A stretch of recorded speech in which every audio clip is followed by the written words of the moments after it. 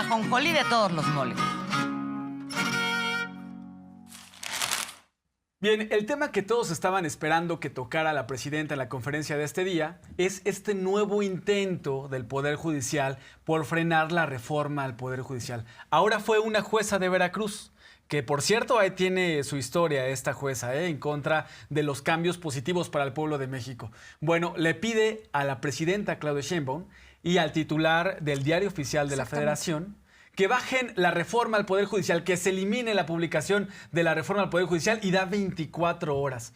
Hoy la presidenta Claudia Sheinbaum dice claramente eso no va a suceder y además vamos a presentar una queja ante el Consejo de la Judicatura, que si bien el Consejo de la Judicatura debería revisar el actuar de los jueces y no pasa en realidad casi nunca nada, pues bueno, quieren dejar el antecedente, el precedente de que una jueza va más allá de sus atribuciones, quiere pues ignorar la voluntad del pueblo de México, porque no vamos a ignorar que quienes votaron en la elección pasada de este año, pues también votaron porque continúe la transformación y quieren los cambios que se necesitan y quieren que se apruebe, entre otras reformas constitucionales, la reforma al Poder Judicial. Quiere ignorar eso. Ella dice, a mí no me importa 36 millones de votos, no me importa que México esté en un proceso de transformación, yo lo que quiero es defender la corrupción y los privilegios. La presidenta Claudia Sheinbaum dice, eso no va a suceder, no vamos a frenar, a detener la reforma al Poder Judicial, Arlene.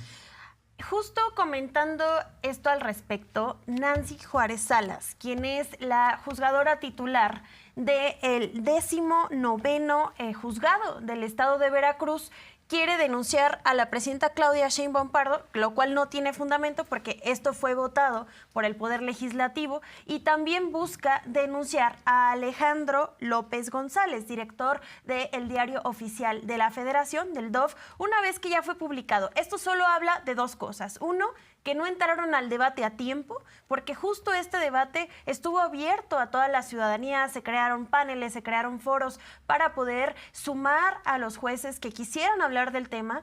Interesante que lo hagan una vez que ya se aprobó, que ya se publicó y que incluso ya está la convocatoria. Ya salieron incluso perfiles que van a participar en esta convocatoria. Significa que van con retraso, como lo han hecho a lo largo de todo este tiempo. Recordemos que el Poder Judicial le tiene una deuda enorme. Y en segundo punto, también habla de esta patada de ahogado que tienen, porque esta misma jueza estuvo en el 2018 defendiendo a capa y espada los privilegios de los salarios de los ministros. Recordemos que los ministros recibían más de $500,000 de pesos al mes. Imagínese usted en casa, ¿qué haría con todo ese dinero? Es brutal y ese dinero sale del pueblo de México. Así lo menciona la presidenta. Una juez, el día de ayer no nos ha notificado, es a través de los medios de comunicación, Nancy Juárez de Veracruz, de Coatzacoalcos, Veracruz, ordena bajar la publicación del Diario Oficial de la Federación de la reforma al Poder Judicial. Y ahí dice que si no se hace eso, se dará vista al Ministerio Público y que el delito para la presidenta, porque es un amparo, dentro de un juicio de amparo, son 9 a no sé cuántos años de cárcel. Entonces, no vamos a bajar la publicación, número 1, y número 2, vamos a hacer una denuncia de esta juez ante el Consejo de la Judicatura. Ya sabemos que el Consejo de la Judicatura no necesariamente está haciendo su trabajo, pero de todas maneras no queremos que quede en la impunidad, queremos que quede un antecedente de que hay una juez que por encima de su función está pidiendo que se baje una publicación que se hizo a partir de un proceso legislativo de cambio constitucional que está establecido en la propia Constitución y que deriva de la voluntad del pueblo de México expresada en las urnas el 2 de junio del 2024. Y justo para fundamentar en la mañanera, Arturo Saldívar, quien ahora es coordinador general de Política y Gobierno de Presidencia, exministro de la Suprema Corte, se pronuncia al respecto y da 3 razones por las que una jueza no puede suspender una reforma constitucional. Esto habla de la formación poco preparada que tienen los jueces y magistrados. Interesante que sean estas personas las que buscan dictaminar justicia sin conocer a cabalidad la ley mexicana. Entre estas razones, el exministro Saldívar y también la consejera jurídica Ernestina Godoy estuvieron explicando que la legislación en la materia, la Constitución, la ley de amparo, precisan que no procede un recurso en contra de una reforma a la Constitución. Y recordemos que quien reforma la Constitución es precisamente el legislativo, es su facultad. ¿Cómo se va a meter una jueza, cómo se va a meter el Poder Judicial en una facultad exclusiva? La única atribución del legislativo, bueno, entre otras, y tiene varias, pero una de sus principales atribuciones es reformar la Constitución. Si los jueces quieren cambiar la Constitución, deberían ser legisladores, ¿no? Y decir abiertamente, somos opositores, coincidimos con el PRIAN y no estamos de acuerdo con esa transformación, pero no se puede, desde su figura como juez, violar, extralimitarse en sus facultades y querer detener una reforma al Poder Judicial que, por cierto, ya es constitucional y está avanzando. Así se explicaron los motivos de por qué no procede una suspensión, por qué no procede un amparo. Así se explicó esta mañana. La Constitución y las leyes también obligan al Poder Judicial Federal. Todas estas suspensiones que se han venido otorgando son abiertamente contrarias a derecho. Primero, porque hay una disposición en la ley de amparo que con claridad establece que el amparo no procede en contra de reformas constitucionales y las y los jueces la han inaplicado de manera automática. En segundo lugar, porque tampoco procede la suspensión en contra de un proceso legislativo, mucho menos de un proceso de reforma constitucional como pretendieron. En tercer lugar, porque una suspensión no puede tener, en casos como este, un efecto restitutivo, que es invalidar o quitar una publicación en el Diario Oficial. Entre otras cosas, se está exigiendo a la presidenta algo que jurídicamente es imposible. El acto ya está consumado. Adicionalmente, se le está pretendiendo dar a la suspensión efectos generales, lo que también está prohibido, y se pretende que las suspensiones tengan efectos en procesos y procedimientos electorales, lo que también está prohibido. Es decir, en estos casos, los jueces y las juezas están actuando claramente al margen de sus atribuciones, con un interés personal y directo en contra de la reforma, estando impedidos para resolver y están trastocando y desafiando el orden constitucional. Muchas gracias.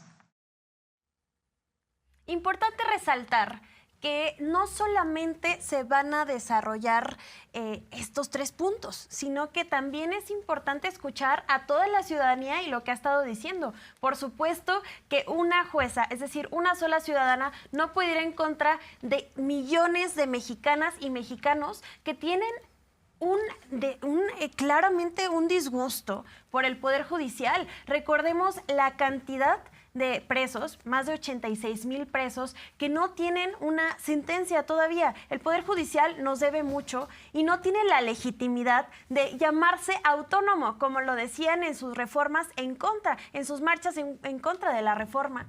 Y no solamente se va a aplicar para los jueces federales. La presidenta comenta que en 180 días se harán reformas en las constituciones estatales para la elección de jueces locales en los estados. Recordemos que el pueblo tiene el poder absoluto realmente de la decisión, no solo de sus jueces federales, sino de toda la justicia en general.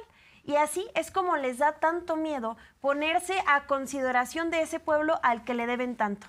Así se mencionó. La reforma al Poder Judicial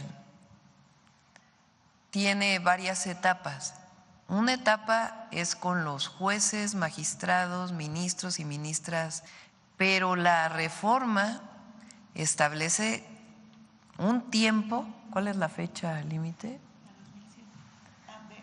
Pero en 180 días, máximo 180 días, los estados y la Ciudad de México deben cambiar sus constituciones para que los jueces locales y magistrados locales, estatales, también sean electos.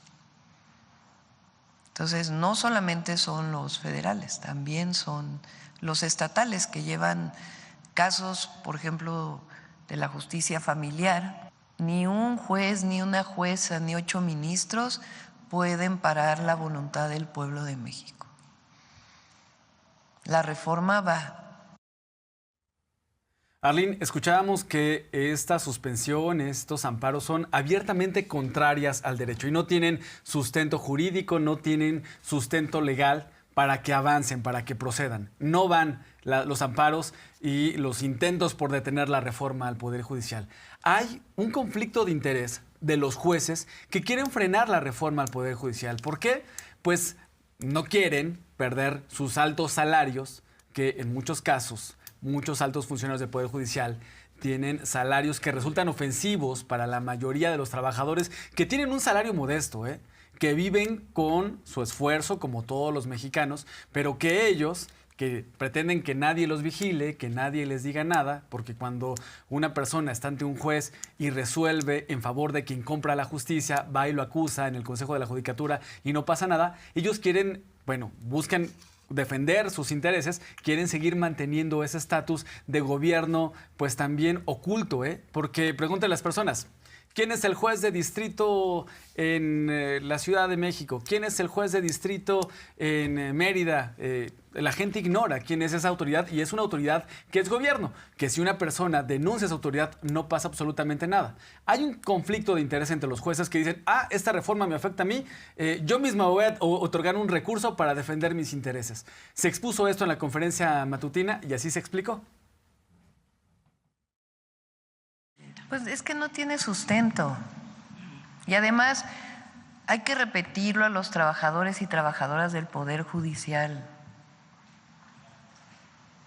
Ellos no tienen de qué preocuparse, a menos que estén defendiendo algún privilegio en particular o algún negocio. Porque sus salarios, sus compensaciones, todo lo que cubre sus ingresos van a ser respetados. Así lo dice un artículo transitorio de la reforma. Ahora, ellos tienen acceso por su contrato colectivo a un seguro de gastos médicos mayores. Yo no estoy de acuerdo, pero está en su contrato colectivo y se tiene que respetar el contrato colectivo. ¿Por qué están protestando? Tienen derecho a protestar porque no están de acuerdo con la reforma que se hizo. México es un país libre, democrático y tienen razón. Pero si están protestando porque se van a afectar sus derechos laborales o sus ingresos, no tienen razón de ser. Ahora, si siguen en paro a pesar de que el Consejo de la Judicatura ya dijo que tienen que regresar a trabajar, pues entonces que el Consejo de la Judicatura pues les aplique los descuentos que se tienen que aplicar porque alguien no vaya a trabajar.